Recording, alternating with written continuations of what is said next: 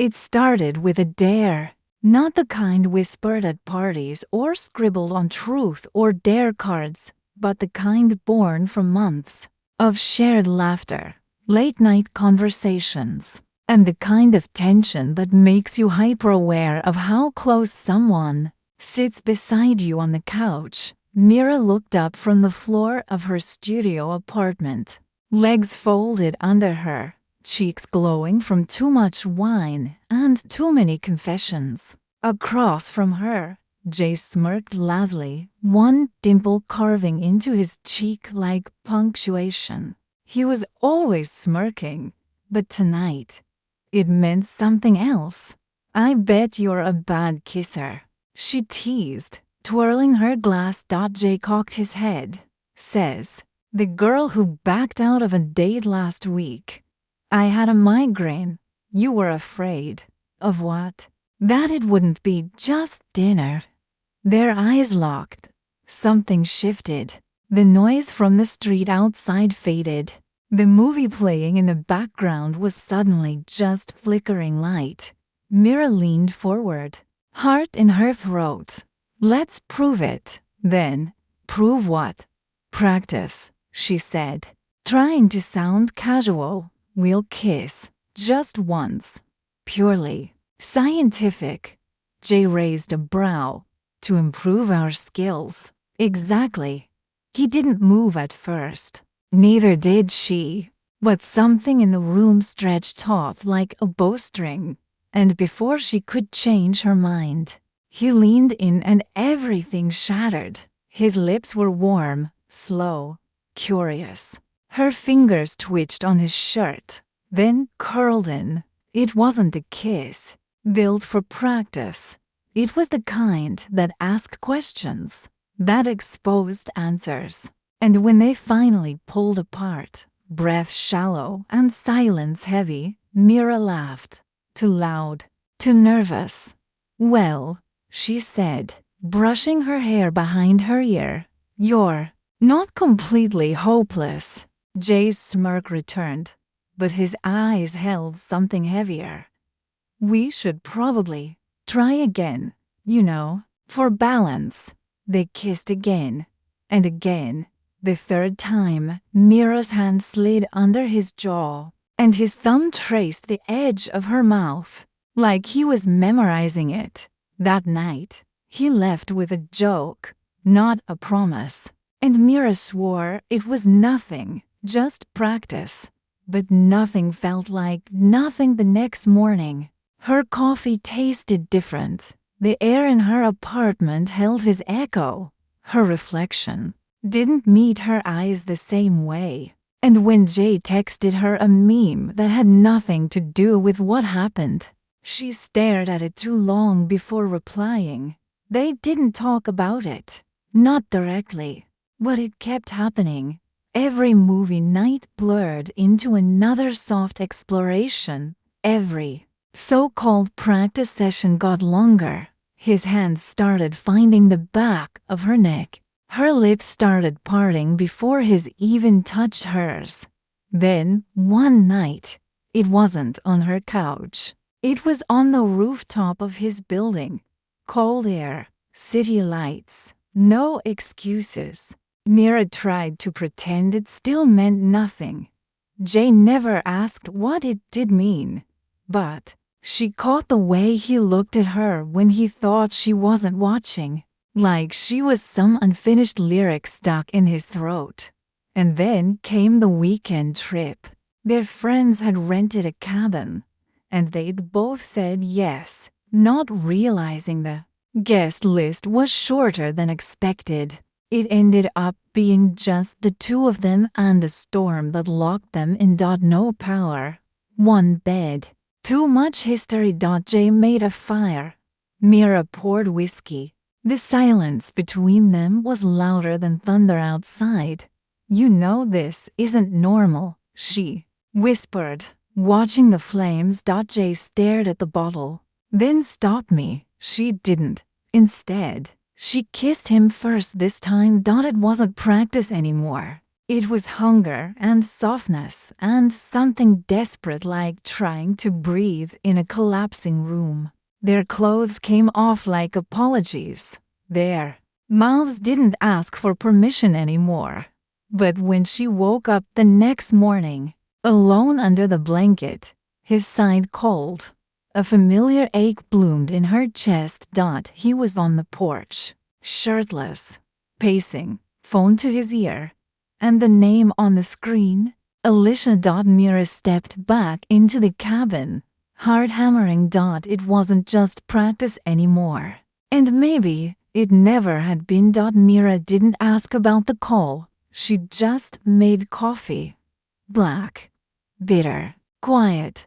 Jay walked back in with snow on his hair and guilt in his eyes. He hesitated in the doorway, as if unsure whether he was still welcome in the warmth he'd just walked away from. Morning, he said softly. She nodded, offering him a mug without looking up.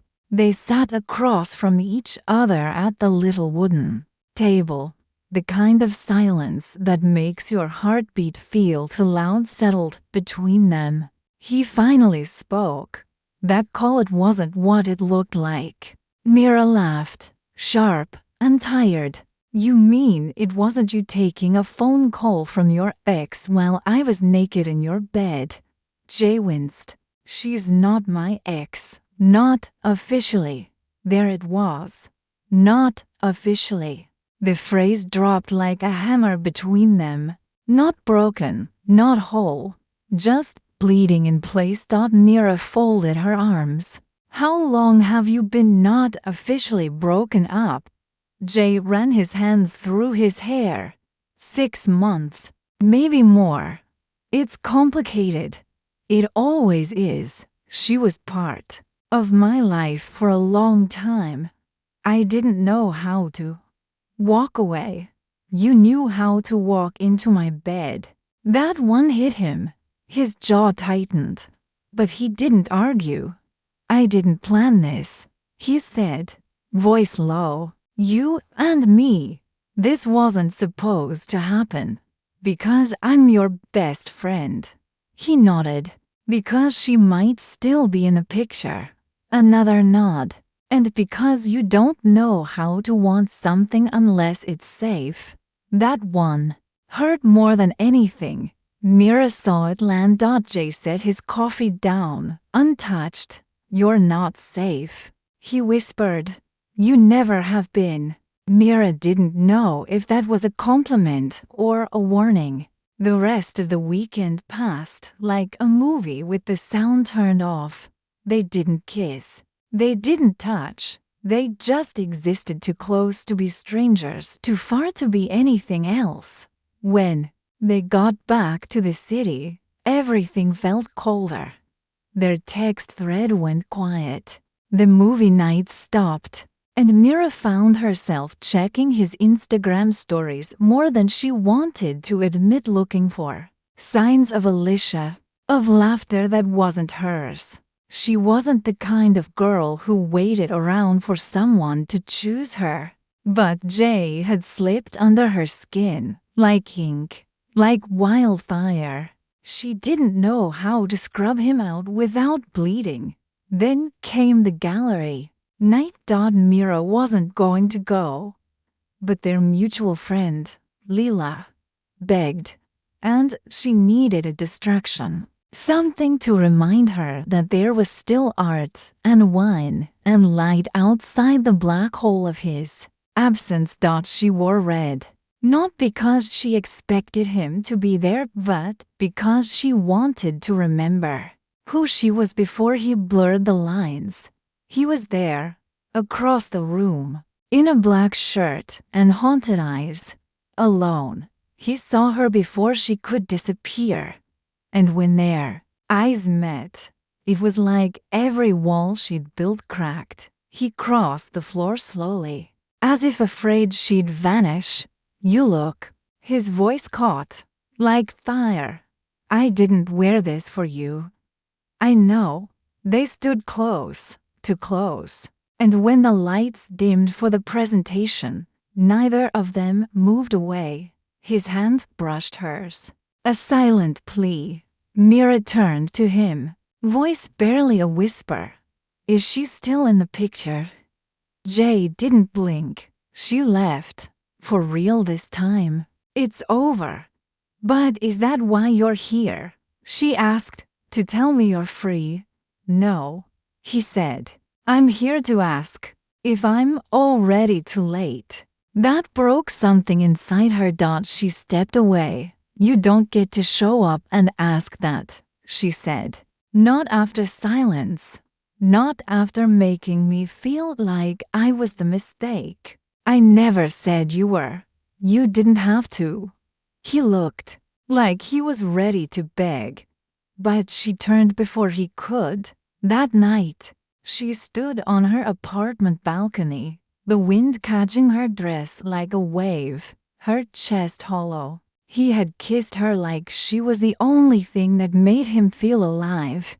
But he left, like she was something he could survive without. And just when she thought she was done crying, her phone buzzed. From Jay. I don't want practice. I want you. Tell me I'm not too late. Mira stared at the message. Her thumbs hovered. Then she deleted it. Not because she didn't feel something, but because feeling wasn't enough. Not anymore. 3 weeks passed. Mira didn't reply to Jay's message. Not because she didn't read it, but because she read it too many times. She memorized every word like a confession she couldn't trust. It echoed in her mind during meetings, in the shower, while lying awake at 2 a.m. with nothing but her breath and her regrets. So, she did the only thing that made sense. She forced herself forward. She started going out again, said yes to brunches, gallery launches, coffee dates with people she barely remembered meeting. And when Theo the gentle, smiling software engineer with warm eyes and absolutely no history asked her out on a proper date, she said yes. Not because she was ready, but because she was tired of feeling like she was still waiting on a kiss that had already happened. Too many times. Theo took her to an art film screening. He didn't touch her until she offered her hand. He laughed at the right moments. He walked her home and kissed her softly, respectfully, like someone offering something. Not taking it. It was nice, but it wasn't fire. And that terrified her. Afterward, she didn't text Jay, but she wanted to. Instead, she went into digital detox mode, archiving old chats, clearing out photo memories, even deleting the playlist they'd made together, the one with the song they first kissed to. But nothing she did made his ghost disappear. Then came the message from Leela. Just 3 words. He moved out. Mira blinked at her screen. Leela followed up before she could type. Jay, gone from his place, got a new apartment, alone. He asked me not to tell you, so I'm obviously telling you. That night, Mira walked past his old building, hoodie up, hands buried in her coat pockets like she could press down the ache in her chest. The window light was gone. She wondered if he'd taken the blanket she used to curl up in, the one that smelled like cedar and the past. A couple days later, Jay posted a photo, a skyline from a different balcony, a half-eaten bowl of noodles. Caption, new place, no ghosts. But she could see it in the shadow behind the bowl. The same mug she gave him last Christmas, the one with the stupid astronaut holding a heart. He'd kept it. She didn't know why that mattered, but it did. The next night, Theo cooked dinner for her, lit candles, played indie jazz. It was warm, easy, sweet, but When he leaned in to kiss her, Mira's body froze, not in fear, in confusion, because for a second, just a split second, her mind pictured Jay, his hands, his voice, the look he gave her like she was both the question and the answer. Theo pulled back. "Hey," he said gently. "You okay?" Mira nodded, then lied. "Just tired." He didn't push, just offered her another glass of wine and changed the subject. But the guilt choked her. When she left his place, the air outside was cold and unforgiving. She wrapped her coat tighter, but the ache in her chest burned hotter than any chill. She pulled out her phone, stared at Jay's name, typed, deleted, typed again, then, without thinking, she hit call. 1 ring. 2. 3. "Hello." His voice was quiet, raspy, like he hadn't spoken all day. She closed her eyes. "I shouldn't have called." There was a pause. "I hoped you would," he said. She didn't answer. "You okay?" he asked softly. "No," she whispered. "I don't know who I'm supposed to be anymore." Jay exhaled. "Come over." "I shouldn't. But you want to." She did. God, she did. But Mira didn't move. "I'm seeing someone," she said finally. Another long silence. "Do you love him?" "No," she admitted. "But he makes me feel safe." Jay's voice broke just a little. "And I don't." "No," she said again. "You make me feel everything." Neither of them spoke for a long moment. Then, Jay said something she didn't expect. "I'll wait," he said. "Even if it kills me. I'll wait for the day you want fire again." And then he hung up. Mira stared at her screen, trembling, not from cold, but from the terrifying realization that no matter how far she ran, she wasn't done with him. Not even close. Mira didn't see Jay for weeks after that call, but he was everywhere. In the curve of someone's laugh on the street, in the scent of pine and citrus when a man passed her in a cafe, in the songs that now meant nothing, and everything, all at once. Theo sensed it. He didn't say it, but he knew. One night over dinner, he finally looked her in the eye and asked the question she'd been dreading. "Is there someone else still living in your head?" Mira froze. Fork mid-air. Theo smiled sadly. "You don't have to lie." She lowered her eyes. "I wanted to forget him," she whispered. Theo nodded. "But you didn't." "I'm sorry." He reached across the table, took her hand gently. "I'd rather be the guy who lost to a real connection than the one who never stood a chance." She didn't cry until he left, and even then, the tears weren't just for Theo. They were for Jay, for the nights she didn't call, for the mornings she woke up hoping his voice was the first thing she'd hear. She wasn't ready to love Jay again, but she couldn't keep pretending she hadn't already. The next day, she went to his building. She didn't text, she didn't call. She just stood outside and buzzed. Jay opened the door barefoot, hair messy, holding a mug like he'd just rolled out of bed. Even though it was 4 p.m., his eyes widened. He stepped aside. No words. Inside, the apartment was barely furnished. A couch, a small dining table, blank walls. He'd started over. So had she. But the moment their eyes met, it felt like none of the time had passed. "I broke things off with Theo," she said, voice steady. Jay didn't react, just walked to the window. "I didn't ask you to," he said softly. "I know." "Then why?" She swallowed. Because when I kiss someone, I want it to matter. He turned around, slowly. Their eyes locked. Jay's voice was quieter than she'd ever heard it. And what do we do if it still matters too much? Mira took a breath, stepped closer. I'm not here to start over, she said. I'm here to ask if we're strong enough to finish what we never dared to begin. He looked at her like he was drowning, like she'd pulled him from the wreckage of himself. I don't want to hurt you, he said. I already did. You did, she admitted.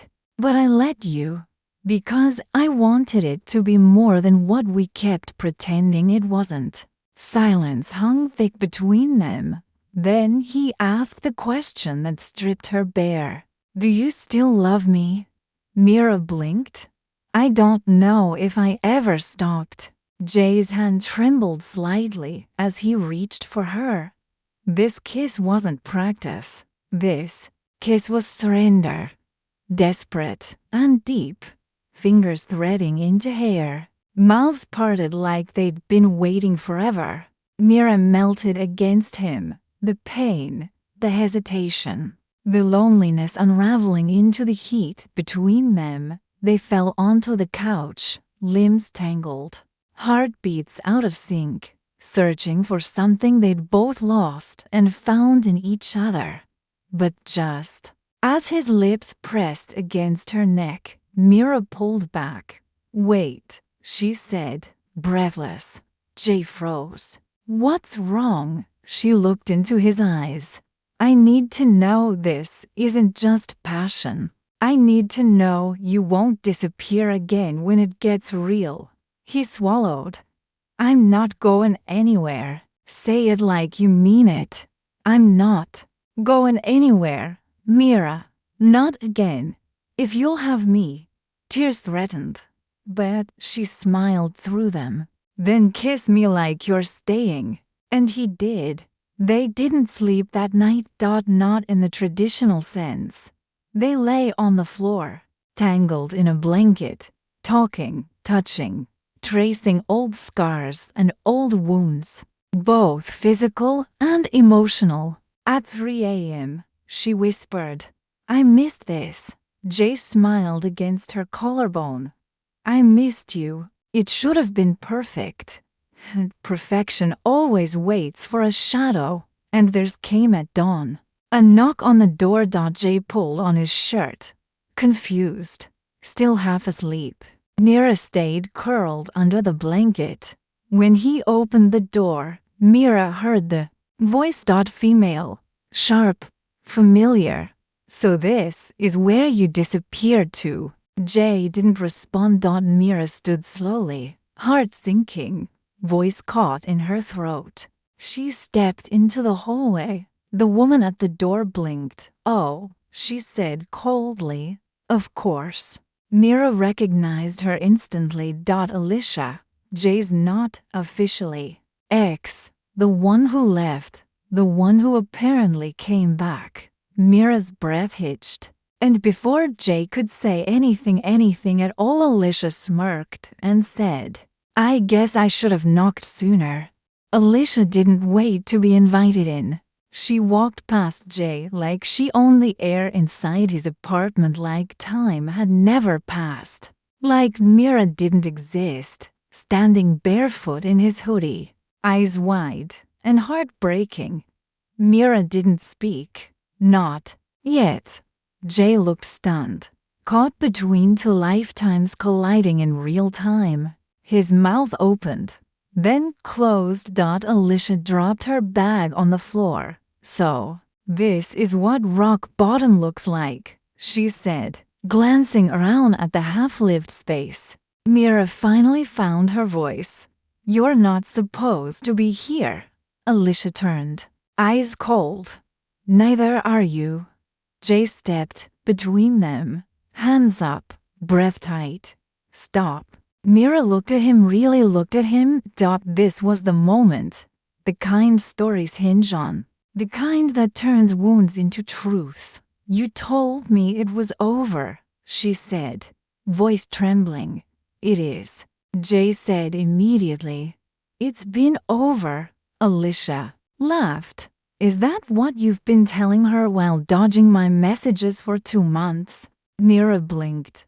2 months? Jay stepped closer to Mira. She's not part of my life anymore. But you never told her that, Mira whispered. Jay's silence said everything. Alicia crossed her arms. You disappear for weeks, and I hear from mutual friends that you're figuring things out. I thought you needed space, not another body in your bed. I didn't lie to you, Jay said quietly. You didn't tell me anything, Alicia snapped. He turned to Mira again. But I told you that I was done, that I wanted you. I meant it. Then why does it feel like I'm still just in the middle of something you never had the courage to finish? Jay's expression cracked just slightly, but enough. I was scared, he admitted, of hurting her, of hurting you, of choosing wrong. Mira shook her head. You didn't choose. You just waited to see who stayed. Alicia stood still now, quiet, watching Mira step toward the door. Jay reached for her hand. Mira, don't. She looked at him, really looked. I loved you when it was inconvenient, when it was confusing. I waited for you to be brave. But this, she gestured between all 3 of them. This isn't brave. This is chaos. I'll fix it, he said. I swear. She smiled sadly. I don't want to be something you fix. I want to be something you fight for. Then she walked. And Jay didn't stop her. Not that night. Not the next. Not for 3 full weeks. And in that time, Mira learned to live without his name on her phone. She didn't rush back into dating. She didn't drown herself in distraction. She just healed. Slowly, silently. Until one rainy Friday, the buzzer rang. She wasn't expecting anyone. When she opened the door, Jay stood there, soaked through, holding something wrapped in plastic. It was the astronaut mug. I made a mistake, he said. You made a lot, she replied, unmoved. I don't want you back because I'm lonely, he said. I want you back because I've seen what life is without you. And it's unbearable. She didn't invite him in. Not yet. Did you end it completely? I did, he said, face to face. No loose ends. No maybes. No safety nets. And what makes you think I'll believe you now? Jay stepped forward, eyes wild with something real. Because I finally get it. You weren't a pause in my story. You are the story. You're the page I kept rewriting because I was too scared to read it out loud. Tears welled in Mira's eyes, but she didn't look away. Jay dropped the mug. Not in anger. In surrender. It shattered on the concrete.